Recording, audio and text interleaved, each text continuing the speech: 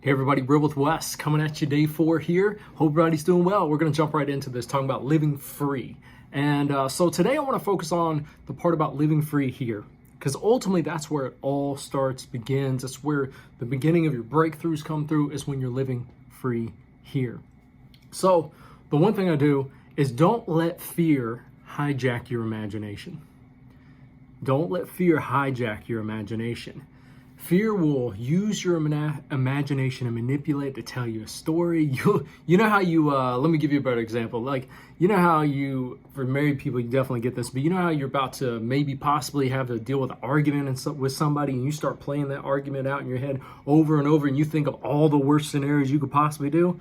That's where you that's one example of kind of how you just let your imagination go crazy. Or you mess up at work, so you got to tell your boss, and you have every negative imagination that you're going to get fired, you're going to get this, you're getting in trouble, all these different things. That's fear hijacking your imagination.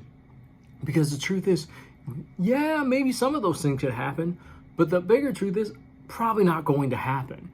And our imagination, our thinking was meant to dream. See, a positive way, imagination is good. So faith and hope and belief and joy and happiness take hold of your imagination and you dream. And but when it's the opposite effect, fear takes hold of it, all of a sudden you start creating the worst nightmares in your head. And it starts to separate from reality a lot of times when you get in that place, because it's imagination of things that have not happened.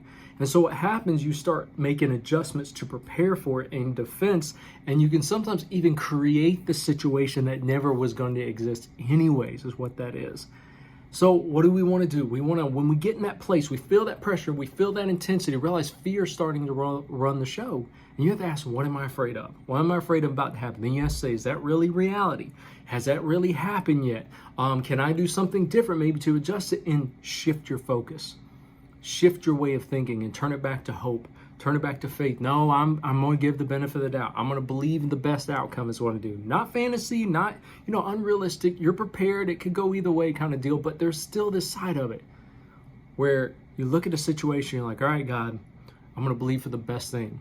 I'm going to trust you with it. It may not play out exactly the way it is. I'm not really sure yet, but I know you even got a solution for that, is what you do.